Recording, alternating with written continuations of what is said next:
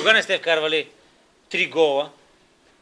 Доста от подготовката в първенството само на Сливен вкарахме 2 гола. През другите мачове или бяхме на 0, или с 1 гол минахме, което до този момент не беше добър атестат за нашия отбор и определено всички виждахме и знаехме, че нещата не бяха по начина, на който ни се иска на нас.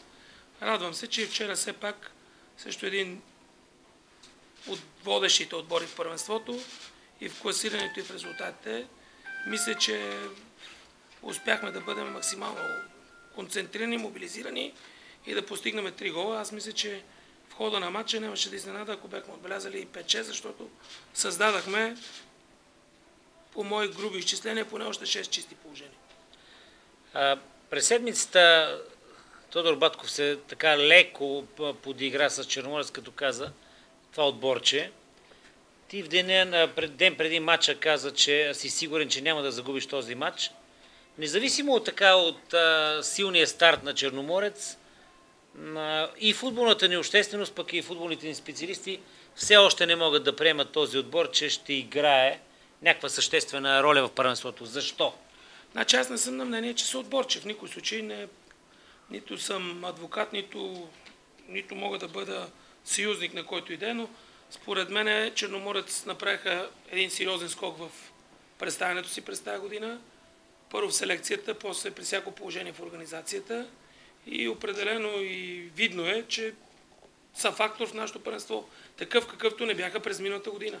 Значи през миналата година имаха един не лош отбор, балансиран, който повече от това да бъде 5 и 6 и трудно може да постигне.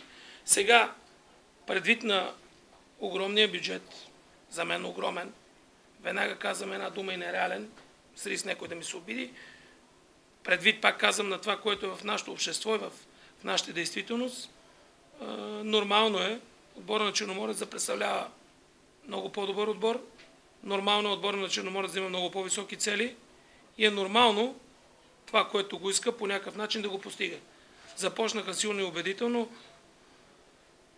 Моето мнение за отбора на Черноморец, не съм им, пак казвам, човека, който трябва да им дава анализи и каквито и да е неща. От това, което гледах поне 7-8 мача, имах възможност да наблюдавам този отбор.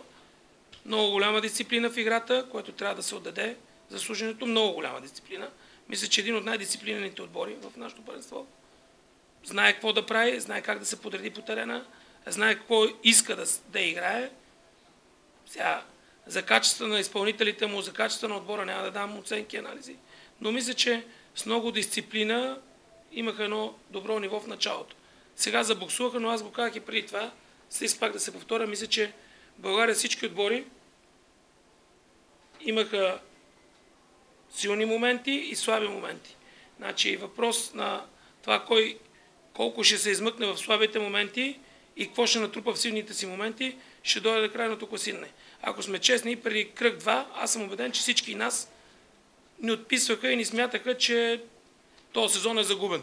След това победа, която направихме вчера, дай Боже да се мобилизираме и да бъдем концентрирани, да запазиме това добро ниво. И ако ние в тия следващите 2 мача спечелиме това срещу Локомотив Пловдив, които ще се наказваме на домакинство, и Барой като домакини, събереме нужния, възможно най-голям брой точки. В това са случай, 6 при сегашните 18. С 24 точки, ако събереме, ще видите, че няма да сме много назад от класирането и сезона ни няма да е загубен. А всички ни смятаха преди кръг 2, че сме загубили сезона. Аз твърда, че не сме. Пак казвам, дай Боже да спечелиме 2 мача.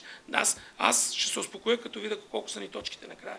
Или по-точно някакви прогнози и перспективи ще говорим накрая.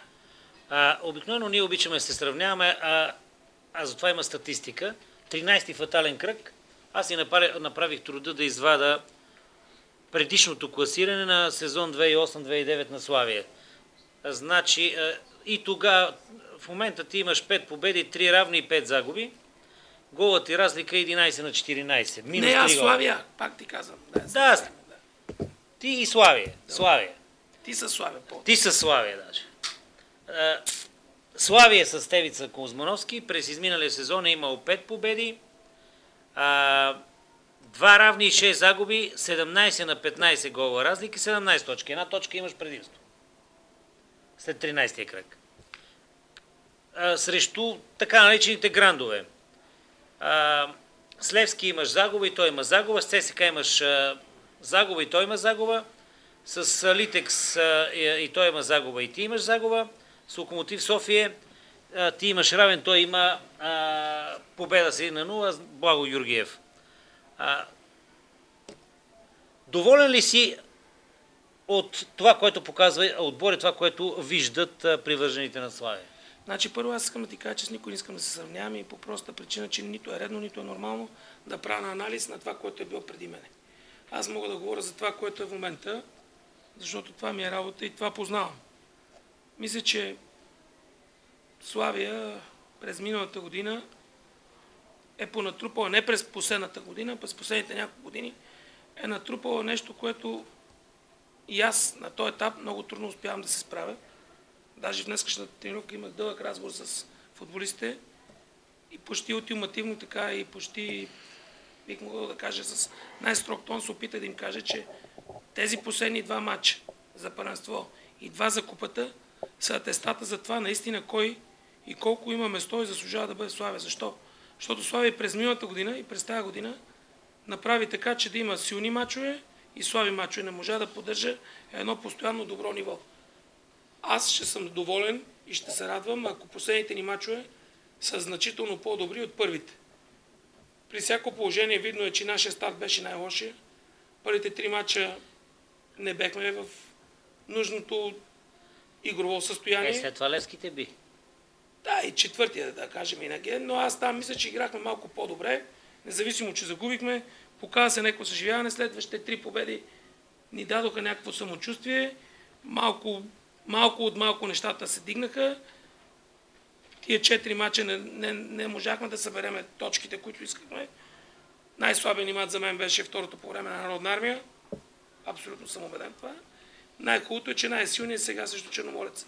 Моето мнение е, че от 15-20 дена нашия отбор в тренировъчния процес показва едно израстване.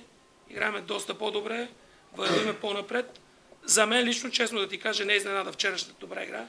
Изненада беше слабия матч на Народна армия преди 2 седмици, защото и преди този матч, 2 седмици, 3, още от преди матча с Черноморе, да кажа, мисля, че отбора ни вървеше в добро така, перспективно, по-мога да кажа, движение напред в игровия си облик.